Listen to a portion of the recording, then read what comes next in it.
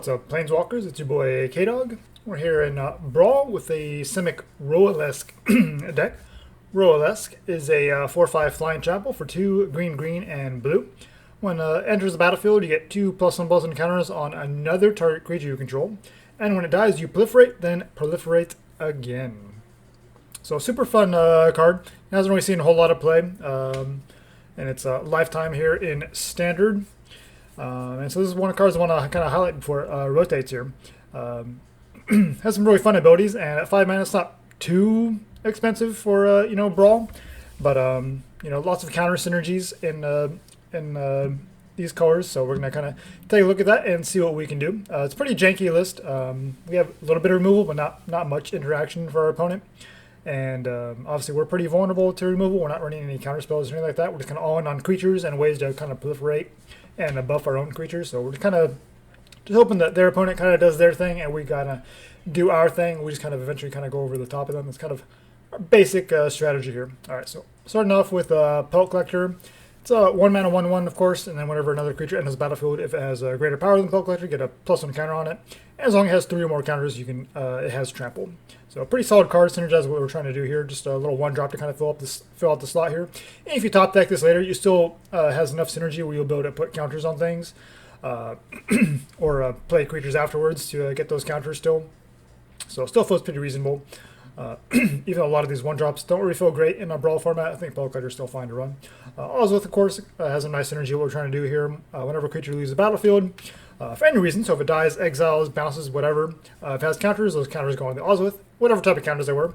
+1 counters. Obviously on Aquaria, we got a lot of different ability counters. We're not really doing any of that stuff right now, so it's all just +1 counters. So those can go on the Ozolith, and then beginning of combat, we get to put those counters from the Ozolith onto a target creature. So that's pretty cool. Contentious Plan here, let's proliferate and draw a card for 2 mana.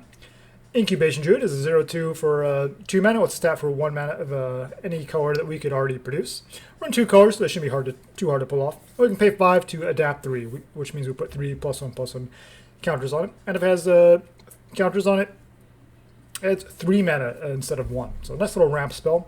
It's nice counter synergy as well. And yeah, it kind of helps us fix our mana a little bit. Pollenbright Druid here is a 2 mana 1/1. When enters, we get a +1/+1 counter target creature. Includes itself, so if you just want to play this on turn 2 and make it a 2/2, that's perfectly fine. And if you top deck this later and you got some stuff out, you can proliferate, and that's pretty fantastic. Scavenging Ooze here, just a good card all around. Let's exile cards from our opponent's graveyard, put counters, gain life. Wildborn Preserver is a 2/2 flash reach. If a non-human enters battle under our control, pay X and put that many +1 counters on the Wildborn Preserver. So you can kind of grow this pretty big pretty quickly. Merfolk Skydiver is a 1/1 for 2, has flying, and when it enters, put a +1 counter on a creature you control. So again, you can put the counter on itself. So you have a nice 2/2 flyer for 2 mana, it's pretty solid. You can pay 5 to proliferate. So yeah, synergize everything we're trying to do here. Simic Ascendancy gives us kind of alternate win condition, which could be hard to pull off unless you have this like in your opening hand or you like really drawn to this very early into the game. But it is pretty cool to potentially have that option. But mostly, you can pay 3 to active to put a +1/+1 counter on target creature you control. So it's nice to kind of mana sync, even if you kind of top deck this late to kind of put additional counters on creatures, help you proliferate, and things like that. Stealth Mission here. 3 mana sorcery, put 2 +1/+1 counters on target creature you control, and that creature can't be blocked this turn. So we're just trying to make our creatures really, really big. And we have some creatures that already have trample and things like that. But for those creatures that don't, or as additional way to kind of push through for damage, we can play Stealth Mission on one of our other creatures. Probably has a bunch of counters on it already, and then put 2 more counters on it and make it unblockable. So it's going to help us close out some games here. Hydroid Krasis, put a +1/+1 counter on target creature, then proliferate. So that's pretty cool. If it doesn't already have a counter, then we're going to put a +1 counter and then proliferate on everything else that probably already does. We're playing a ton of creatures that do have counters when they enter or things like that, such as things like Fertilid. Not really a great card, but it's pretty reasonable in a Brawl format. It's a 3 mana, enters with 2 +1/+1 counters on it. So it comes down basically as a 3 mana 2/2, which isn't great. However, you can pay 2 to remove a counter and search for a basic land put on the battlefield tapped. So especially in this kind of environment, it tends to be pretty, Brawl formats tend to be pretty, a little bit slower, so you can kind of take your time and get set up that way. And we do have a lot of some X spells and things like that, so ramping up can be pretty important. So if our opponent gives us that opportunity, that we're gonna take our time, kind of try to get set up and Fertilid is a nice way to kind of get there, and it has those counters. So if we need to just keep buffing this up, we can just leave those counters on there and keep growing it, and it could just make it a nice threat for our opponent to have to worry about or not be able to attack into. Hydra's Growth is one of the ways we can do that. 3 mana aura when it enters, we put a +1 counter on enchanted creature, and each row peeps after that we get a double the number of enchanted counters on enchanted creatures. So that's pretty fantastic. Invigorating Surge, kind of the same thing, except it instant speed, and it happens immediately. So when it comes down, as an instant, we put a +1 counter on target creature, and then we double the number of +1/+1 counters on that creature. Pride Knocking here is a 3 mana 2/1, nothing amazing. However, when it comes down, we get a +1/+1 counter on a creature you control, including itself, which is nice having that option. And each creature you control with a +1 counter on it has trample, so that's pretty fantastic. First, Iroan games comes down, make a 1/1 human soldier creature token.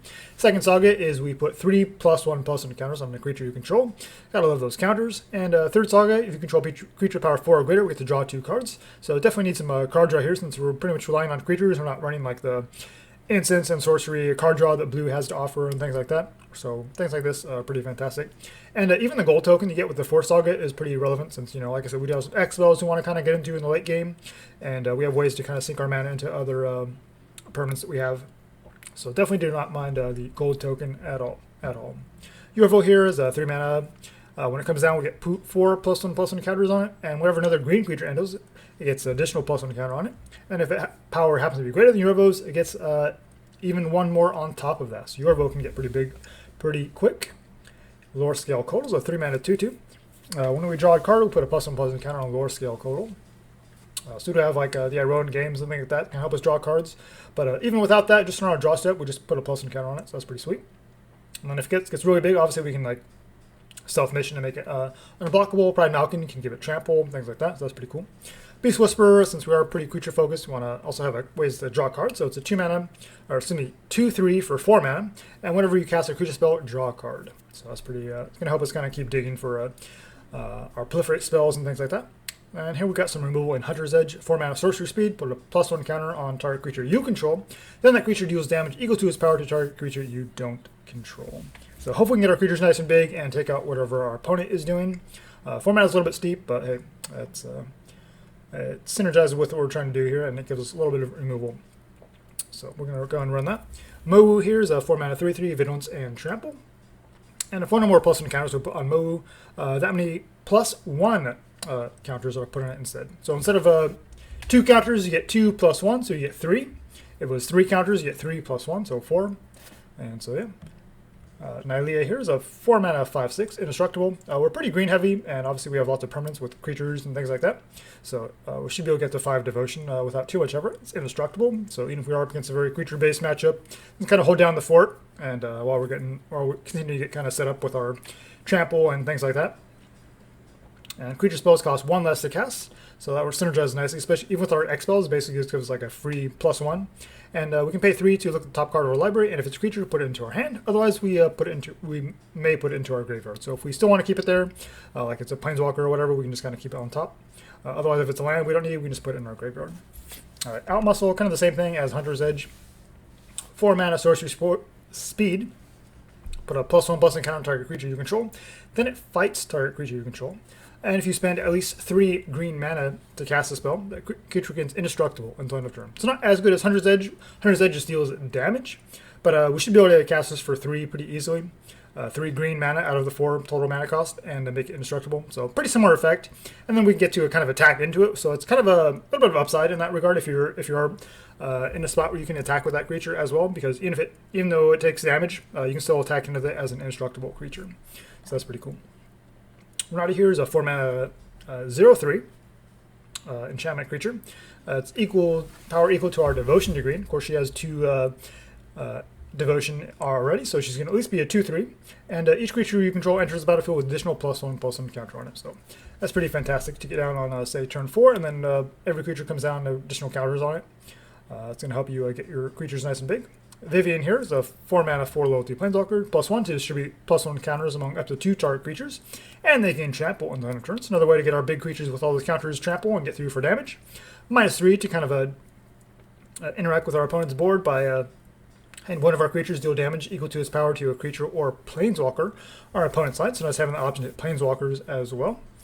Sharktocrab here is a 4 mana 4/4. When one or more plus encounters on put on Sharktocrab, tap target creature and opponent controls. That creature is untapped during its control's untap step. We can pay 4 to adapt 1, so we put a +1 counter on it, make it a 5/5.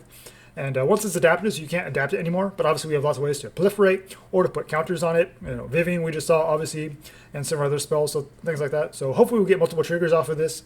Sharktocrab, definitely one of my personal favorites from the Ravnica block. Always happy to play this card. It's really fun, synergizes, and it's kind of pseudo removal and kind of tapping down your opponent's creatures that do not untap during their untapped phase. So that's pretty sweet. Zagani here, another 4 mana 4/4. When it enters, we get to draw a card if we have another creature with a +1/+1 counter on it.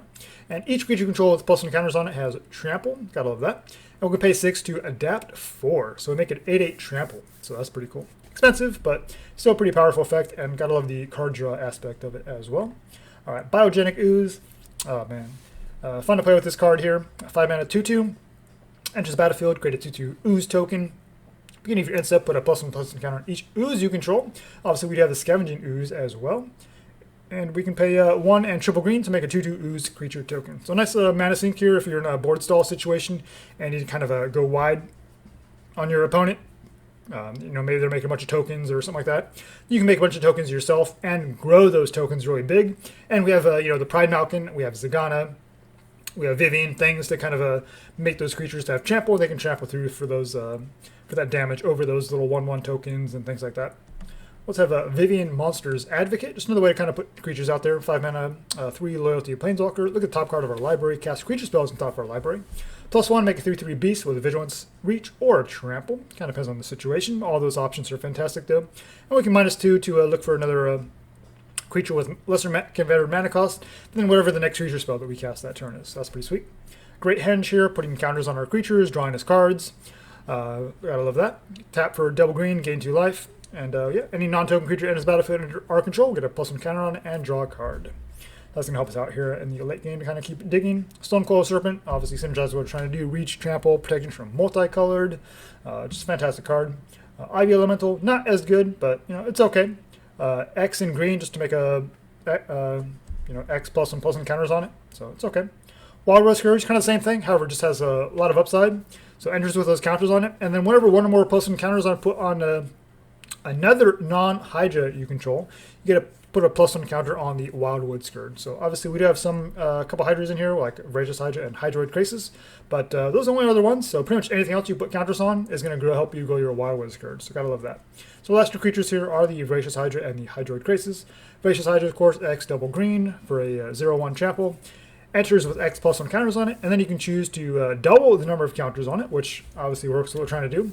Or you can have it fight a creature you don't control. So this is nice in the late game as a little bit of a kind of a tempo play to kill something on your opponent's side. And then it also has trample, and also we have ways to, of course, continue growing it as well. Hydroid Krasis lets us refill our hand, drawing a bunch of cards, getting a bunch of life back. Since we do not have much interaction for our opponent's side, those aggro matchups can be pretty hard, especially if your opponent gets off to a good start. They have a bunch of removal things like that. You're going to have a hard time kind of keeping up. Well, Hydroid Krasis can kind of bail you out, get you some life back, get you some cards, put a creature on the battlefield. And it's a cast trigger, so even if you're up against like some kind of a control deck, or if they had that counter spell, you still get the life and the card draw. Alright, mana base here, 5 islands, 1 Castle Garenbrig, 10 Forest. All the dual lands here are Breeding Pool, Simic Guildgate, Temple Mystery, Thornwood Falls. We also got Bonder's Enclave, since we got a lot of big creatures, and we want to make sure we have lots of card draw in the late game. Since we are trying to get to the late game, it's going to take us a while to kind of get set up with our big creatures and get them nice and swole with all those counters and everything. And this is going to let us draw and dig for additional ways to you know, proliferate and things like that. Command Tower obviously is a must in our Brawl deck, multicolored, and Fabled Passage for that little bit of fixing and thinning. Alright, so that's the deck. Alright, up against Reese the Redeemed. Hand seems okay. We got the Druid on 2, and then we got our choice of 4 mana plays here. So we'll do this, get our blue source, and go from there. Probably just get the Renata down so we can get counters on everything we play after that. They're in Selesnya, so they're not going to have too much interaction, I would imagine. Obviously, I'm sure they're running in Banishing Lights and Conclave Tribunals and things like that. But hey, Reese comes down right away, so we are not afraid. Island. There's a breeding pool. It's okay. I got our Incubation Druid down, so now we can get our Renata down next turn. And they're going to go wide, so we just kind of need to be quick about getting some of our big power plays down. Okay. Not sure what the point of running like something like Mirror Shield is if you're just trying to go wide with a bunch of tokens. Seems a little whatever, but if they think it's worth it, then hey. I would expect this to be a card you run around when you're running maybe a little bit lighter on creatures and you want to make sure you have it, keep them alive. Otherwise, it just seems like, and we're in Simic, we're not having we don't have a bunch of interaction, so okay. All right, we'll shock in and we'll pay full price for this. That's 1, 2, 3, 4.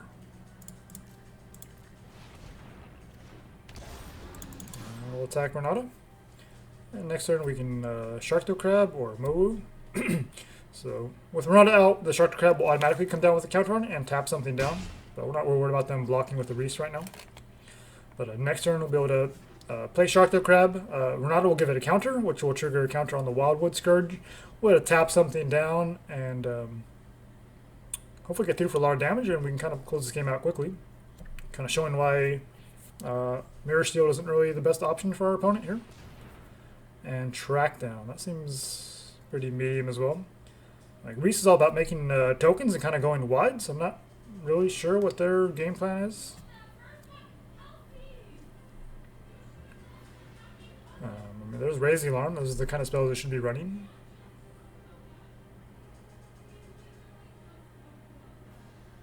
And they have no other place here, but they're taking their sweet time.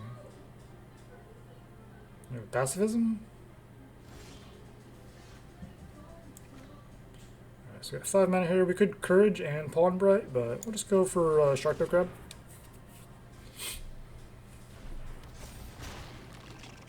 Gets a counter, which triggers the Scourge. Oh, yeah. Doesn't work because we can't target it. Didn't need to swing with Incubation Druid, but it's fine. We're not doing anything. But yeah, we still have the option to put counters with Courage or Pawn Bright Druid and tap whatever other creatures they play. But obviously this is hexproof, so we can't target it with Sharktocrab. We could Roalesk here at any time. Okay, Glorious Anthem, that's a good one. But you're down to 8. You don't have good attacks here, so yeah. Alright,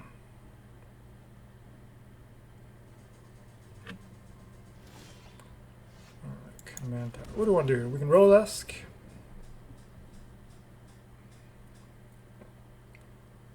We can Pawn Bright. Put a bunch of counters on our things. I think that's probably our best play. Instead of trying to set up for a Mowu and give them opportunity, I think I just want to kind of go for the throat here. So we'll Proliferate so we can grow our Wildwood Scourge a lot. So we can tap down these tokens. We can Hydroid Krasis. We'll put a counter on Renata. We Proliferate, we tap down another token, and no matter how they block, they're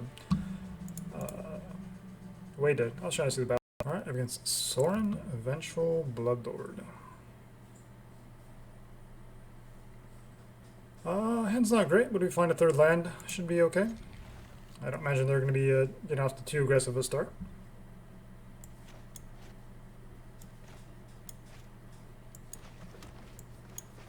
We just need one land here within a couple draws, and we'll get the Malkin down, and then first Iroan games. We could just draw a card here. Might be worth it just to guarantee a land drop. There it is. Perfect. So could actually just Iroan games just to make a 1/1 and block the vampire. Might be worth it.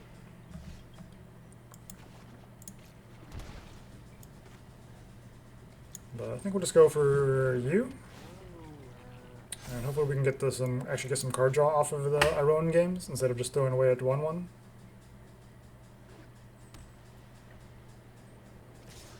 Okay, they can activate the Knight, and of course the Death Touch of the Vampire. kills us. We don't have interaction. Our opponents got their 2 best 1-drops online against us.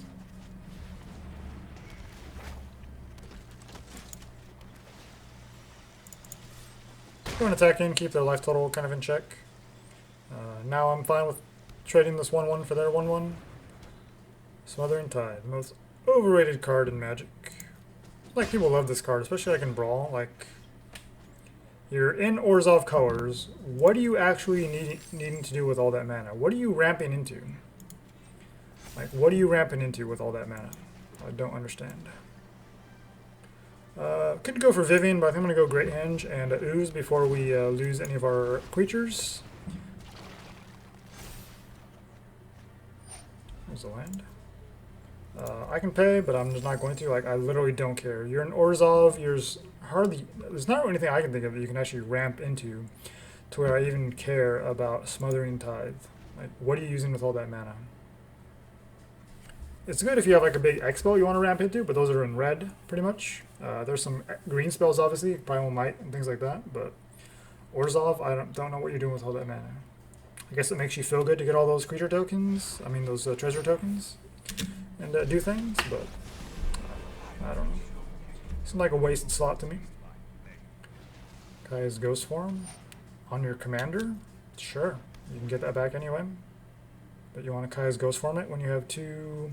Like, if you did that on like the Dire Moon, that would be probably a much better play, I think, but sure. Not anything to eat up with the Ooze, so we'll just say go. It's going to decline. I literally just do not care about their Smothering Tithe. I literally do not care. We can Roalesk here. Don't have good attacks. I mean, even if we kill the Sorin, they get it back. There's nothing in the graveyard for them to get back. Our life total is still okay. So I think I'm fine with just running Vivien out here. Natalie is pretty interesting. Alright, get a 3/3. We'll say Vigilance. I call and Decoria answers. And let's put a counter here and Proliferate. So we get a treasure token, or a gold token, I guess. Submit. We could attack in right now if we wanted to. Let's see, we've got 9 and 7. It's a lot of trample damage we could push across, but we'll say go. We'll take our chances, see if we can kind of force the issue a little bit later on.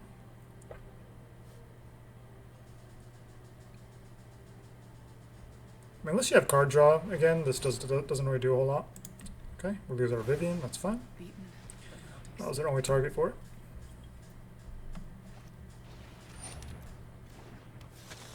Okay, now you have one more card you can play. Sure. And now what are you doing with yourself? I guess you could keep stacking this to draw cards every turn, but that doesn't seem anything amazing.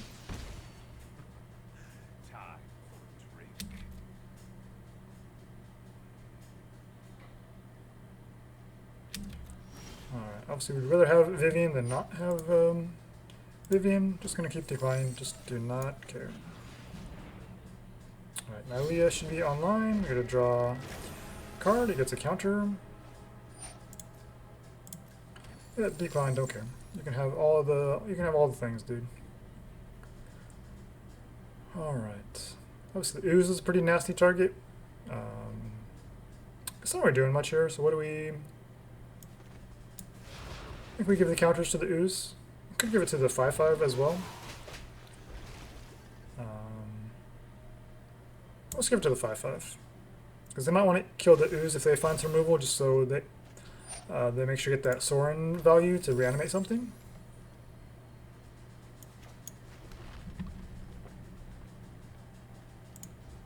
Yeah, we'll pass the turn. We want to make sure we have a really good attack before we start swinging in here. Alright, next turn we have Beast Whisperer, then we can hide his growth, we can stealth mission, we have a lot of options. Okay, they're just gonna Cruel Celebrant, sure. We got trample. We can go where creatures are pretty big, so I'm not too worried just yet. Brood Moth is pretty annoying. This animation's amazing though, gotta love that. And Indulgent Patrician. So they got a pretty nice board going on. But, you know, we got some big creatures. We got Trample. We can use a Stealth Mission for the finishing blow.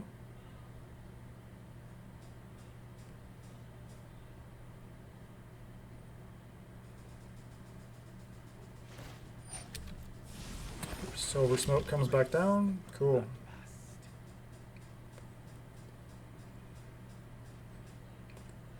And actually, we should have.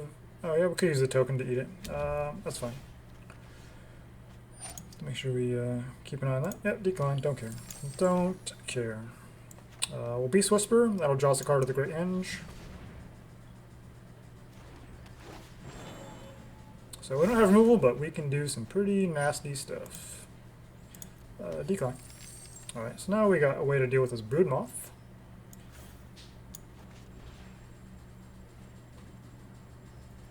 See, everything already has counters on it except for the 1/1, which we don't care about. Yeah, we'll fight the Brood Moth. Yeah, pay Adamant.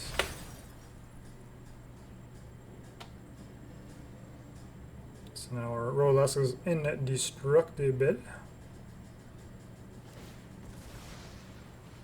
They draw a card in response, they get some more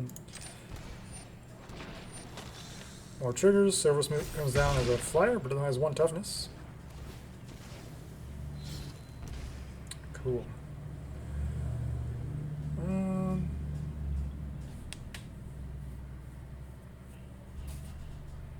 Could also just eat it up with the ooze. It's probably the better play. Don't want them getting that back. Alright, should we do that? We still have Stealth Mission or Hydra's Growth if we want here.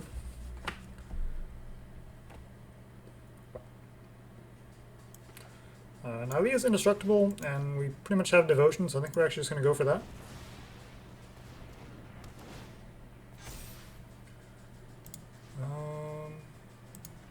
Yeah, we'll still attack in. I mean,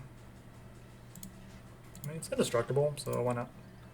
Let's put some pressure on the life total so we can actually make this Stealth Mission do its job here pretty soon. We're trampling through, and it's indestructible. Oh, they're blocking with 4 toughness as well. So we trample through for 1. Yep. So opponent goes down to 21. They lose a couple of their creatures. They can get them back with Sorin. That's fine. Don't really care. Just want to keep their life total within reason. They're not pushing us at this point. They do have a lot of mana open to activate Night, which is good. Okay, Banishing Light kind of sucks. And Nylea. So I put it on the Nylea because she was indestructible, so I figured most of the removal would be kind of destroy-based, but of course they have the Banished Light, and they drew into it at the perfect time because that's Arena. That is Arena. Yeah, they got their Patrician back. So our opponent is kind of spinning their wheels, doing a bunch of things, not really doing much. Again, this Smothering Tithe does literally nothing without like card draw. Unfortunately, we're kind of empty here. Ascendancy, at this stage of the game, it really doesn't do a whole lot. Let's eat up the Silver Smoke.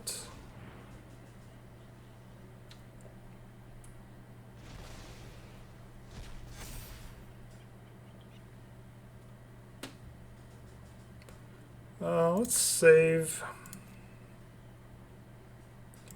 think I'm actually going to hit Sorin here. Let's get that Kaya's Ghost form off. They can reset it, but they have nothing in their yard. Well, I guess if they block with the Patrician. And we could swing at them and kind of put them under 20, but... so now we got that out of the way. And we'll just hold on to the Stealth Mission until we can kind of use it to close out the game.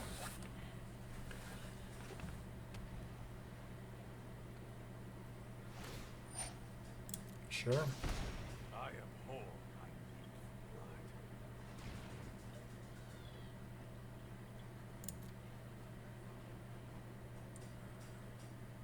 Yeah, you don't have good attacks. I mean, you have 26 life, so if you wanted to, you could activate the Knight. And they could pump it up and gain a whole bunch. We'll take out the Vampire here. They want to pump their Knight, cool. They get a bunch of life with Sorin. But now that we got that Kai's Ghost Form off it, now we have the option to get rid of it. Cool.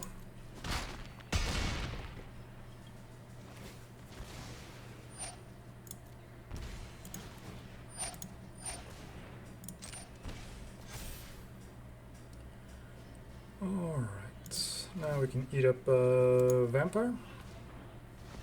Do we have anything in our yard? It's all spells, no creatures. Alright.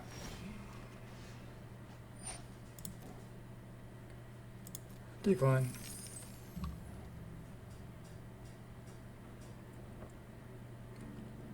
We can make it unblockable. They have plenty of mana to recast Sorin though, and they can still do that thing with a Knight. Eesh. That's so brutal. We can proliferate as well.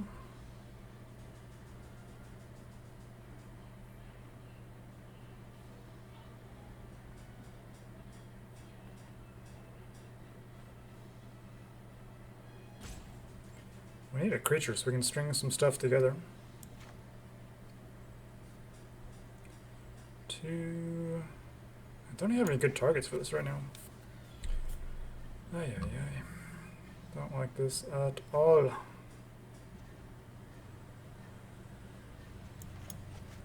Gosh.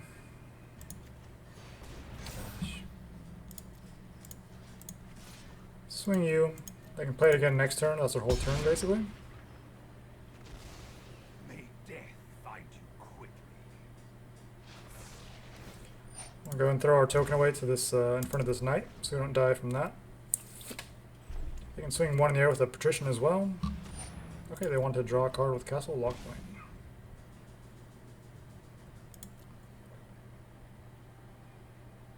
They have a token, so they can still activate Knight if they want.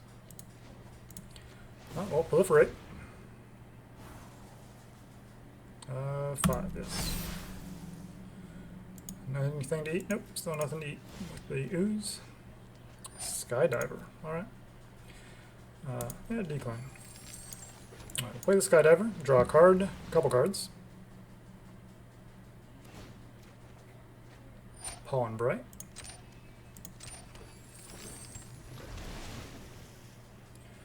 We'll put the counter on the Merfolk Skydiver, I think.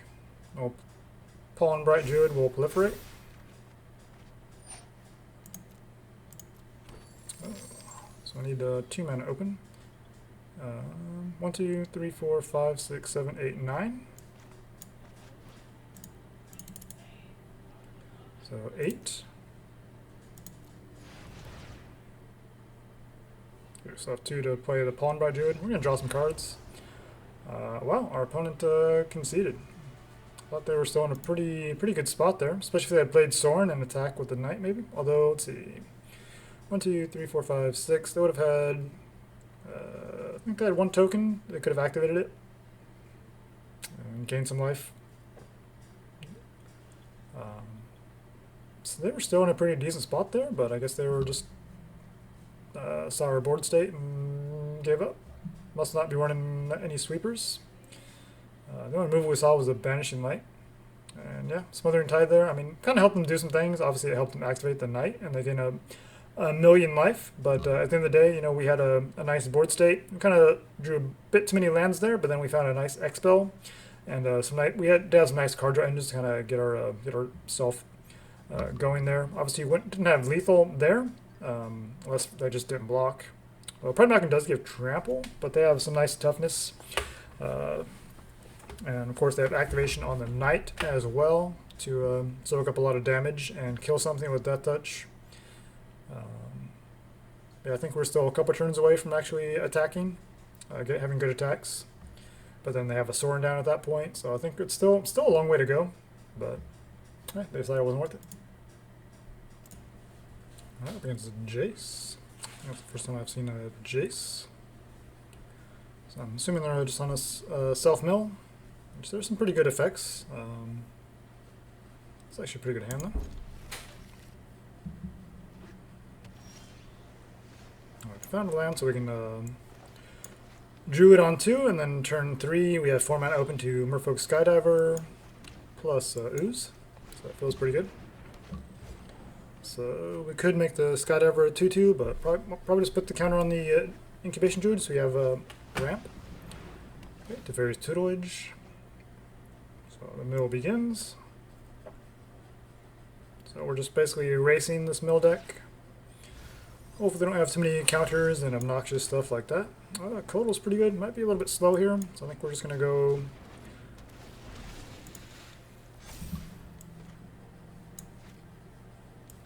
yeah, let's go Granada now that we have the counter. We can ramp up. I think Granada's the better play. If we're going to put the counter on the Druid. This will help us go a little bit turbo here. Proud Conceal, that'll slow us down a little bit. It's annoying.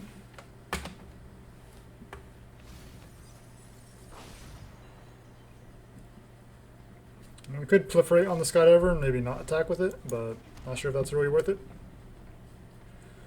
We could Roalesk too and also grow the Skydiver as well. That could be a reasonable option. I don't think Ozolith is too important in this matchup.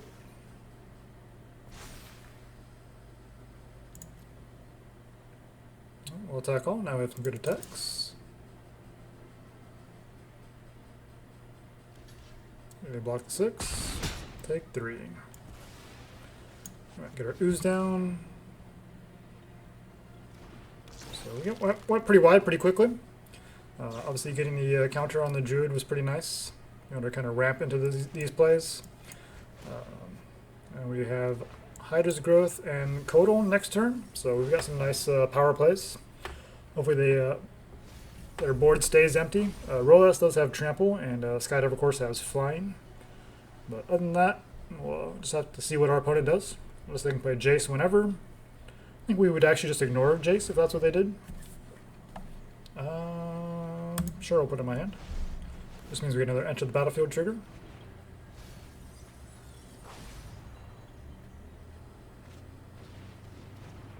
Yeah, they get a 1/1 down. Ooze is pretty good. Play you. Quick counters there. And yeah, I guess our opponent just wasn't able to keep up with us. So yeah, nice to go a little bit aggro there.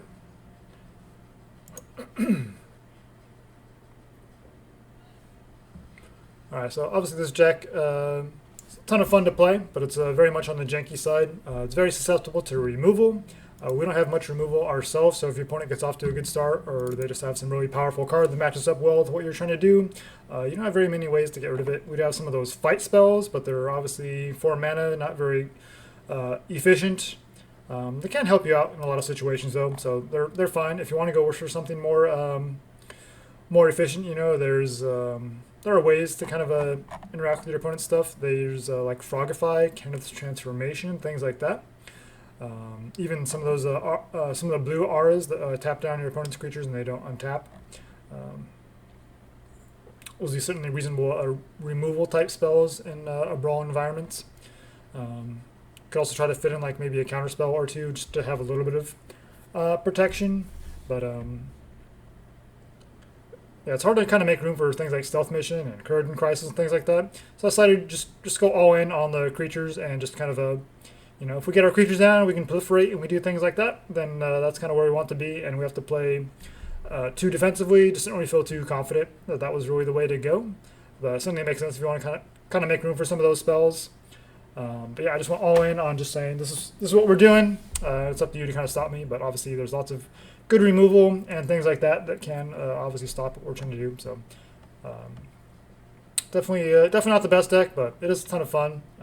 Roalesk, super sweet card. Definitely happy to play around with it before it rotates out of its standard. I'm not sure we'll see a whole lot of play in historic, but yeah, lots of nice synergy here with the counters and everything like that. And there's certainly some room to maneuver depending on what your personal preferences are. But yeah, so thanks for watching, guys, and we'll see you in the next one. Till then, make sure you jank with a purpose.